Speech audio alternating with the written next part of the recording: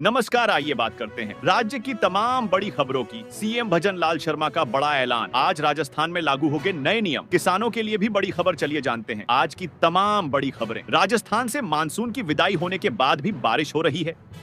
राज्य के कई जिलों में बादलों की आवाजाही बनी हुई है। वहीं कुछ इलाकों में काले बादल छाए हुए हैं। ऐसे में कहा जा रहा है कि इन इलाकों में एक बार फिर से बारिश हो सकती है। इन दिनों खरीफ की फसल की कटाई हो रही है, जिसके चलते किसान फसल काटने और अनाज निकालने में लगे हुए हैं। ऐसे में बादल छाने से किसानों को डर लग रहा है कि उनकी कटी हुई फसल पानी में ना भीग जाए। हालांकि बीते 3 दिनों में कहीं बारिश नहीं हुई है, लेकिन मौसम विभाग ने मंगलवार और बुधवार को पूर्वी राजस्थान के इलाकों में हल्की बारिश होने का अलर्ट जारी किया हुआ है। मौसम विभाग के अनुसार आज यानी 8 अक्टूबर को मौसम साफ रहने की संभावना है, लेकिन आने वाले 2 दिनों में पूर्व राजस्थान में बारिश होने का आशंका जताई गई है। बीते 3 दिन से आसमान में बादलों की आवाजाही बनी हुई है, जिससे तेज धूप का असर खत्म होता दिख रहा है। बीते हफ्ते राज्य के कुछ जिलों का अधिकतम तापमान 41 डिग्री के ऊपर पहुंच गया था। अगर रविवार की बात करें तो कई जिलों में बादल छाए रहे। ऐसे में अधिकतम तापमान 39 डिग्री तक नहीं पहुंचा है। रविवार को अधिकतम तापमान धौलपुर में 38.5 डिग्री दर्ज किया गया। मौसम विभाग के अनुसार आने वाले 2 दिन में पारा और कम होने की संभावना जताई गई है। जोधपुर प्रवास के दौरान मीडिया के एक सवाल पर शेखावत ने कहा कि सबको अपने गिरेबान में झांक कर देखना चाहिए।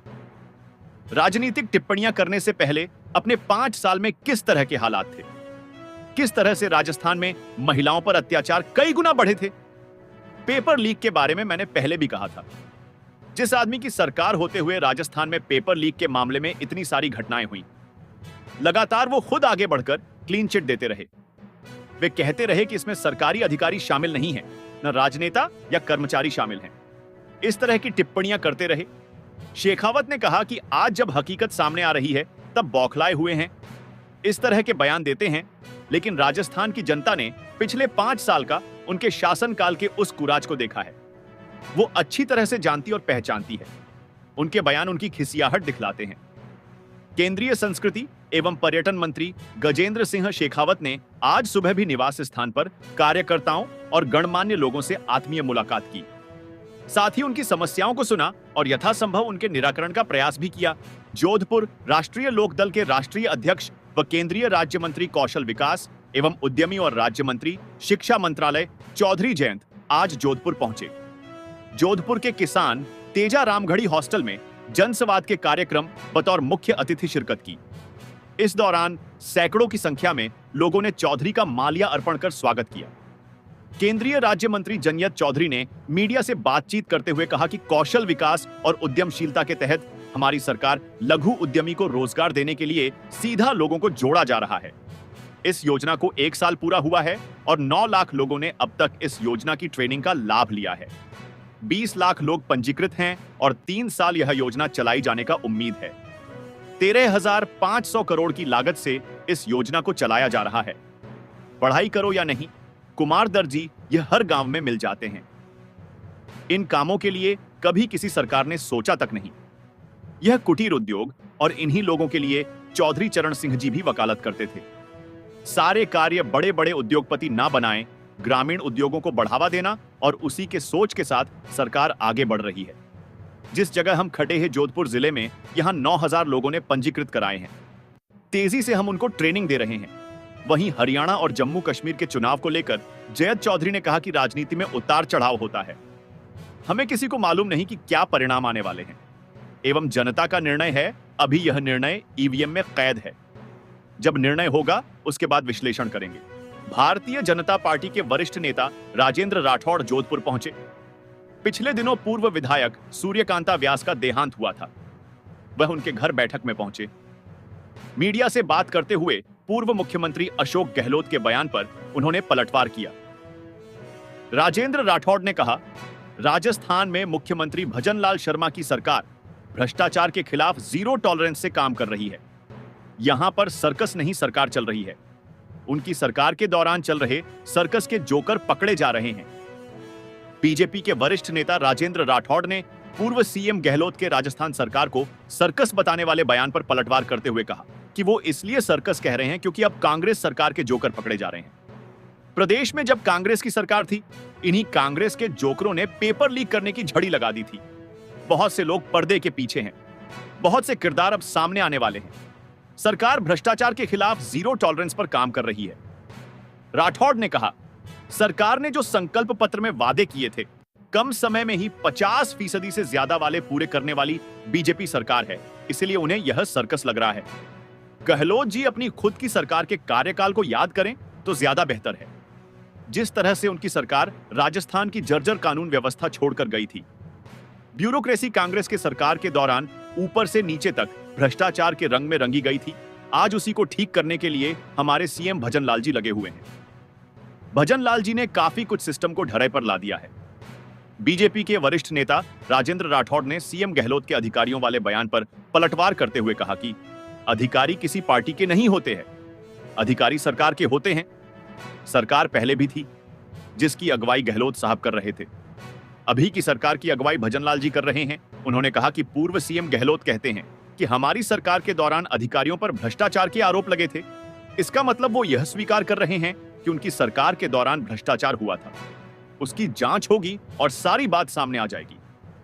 मंत्रिमंडल के विस्तार की अटकलें के सवाल पर कहा, जो मंत्री पद खाली है उन पदों पर मौका देना चाहिए। जल्द ही अच्छी खबर मिलेगी। लोकसभा चुनाव के बाद फलोदी सट्टा बाजार ने हरियाणा विधानसभा चुनाव 2024 को लेकर बड़ी भविष्यवाणी की है। हरियाणा विधानसभा चुनाव के दौरान सभी 90 सीटों पर करीब 65% से ज्यादा मतदान हुआ, जबकि 2014 में 68% से ज्यादा मतदान हुआ था। आइए जानते हैं क्या कहता है फलोदी सट्टा बाजार। फलोदी सट्टा बाजार के अनुसार हरियाणा के सियासी मुकाबले में साफ तौर पर कांग्रेस जीतती हुई नजर आ रही है। भाजपा को 22 से 90 के बीच, जबकि कांग्रेस को 61 से 90 के बीच सीटें आएंगी, जिससे माना जा रहा है कि स्पष्ट तौर पर कांग्रेस की सरकार बन सकती है। हरियाणा विधानसभा चुनाव का परिणाम 8 अक्टूबर को आएगा। उस वक्त ही पता चल पाएगा कि राज्य में किसकी सरकार बन रही है और कौन विपक्ष की भूमिका निभाएगा। हरियाणा कांग्रेस के बड़े नेता भूपेंद्र हुड्डा ने वोटिंग खत्म होने और एग्जिट पोल के अनुमान सामने आने के बाद दावा किया कि राज्य में कांग्रेस आ रही है, बीजेपी जा रही है।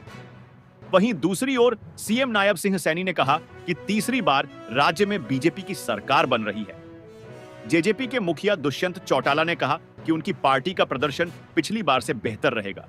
राजस्थान में ट्रेन बेपटरी करने की एक और साजिश का मामला सामने आया है। बीकानेर शहरी क्षेत्र में रविवार चौखूंटी ओवरब्रिज के नीचे रेल पटरी की जॉइंट प्लेट खुली मिली।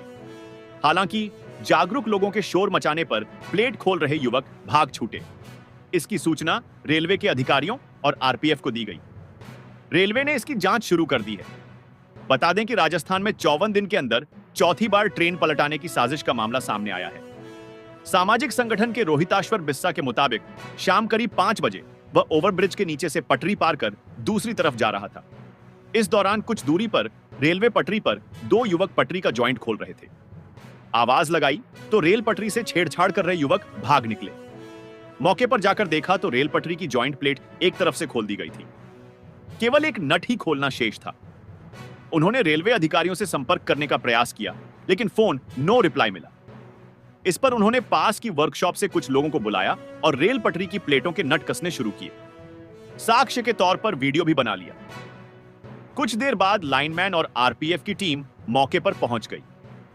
उन्होंने रेल पटरी के जॉइंट को ठीक कर दिया। वहीं पुलिस देर रात तक अज्ञात युवकों की पहचान में जुटी रही।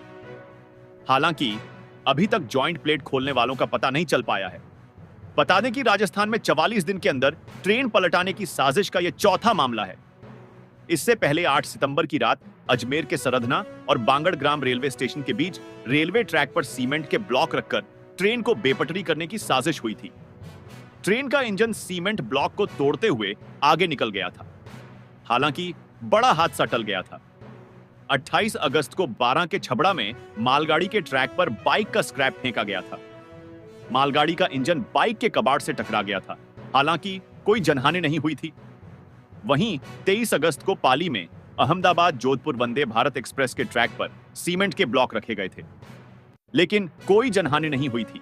आपकी बेटी योजना के तहत पात्र बालिकाओं से आवेदन मांगे गए हैं। आवेदन की अंतिम तिथि 31 अक्टूबर है। इस योजना में वे बालिकाएं पात्र होंगी जिनके माता पिता दोनों या दोनों में से एक का निधन हो गया है और परिवार बीपीएल हो।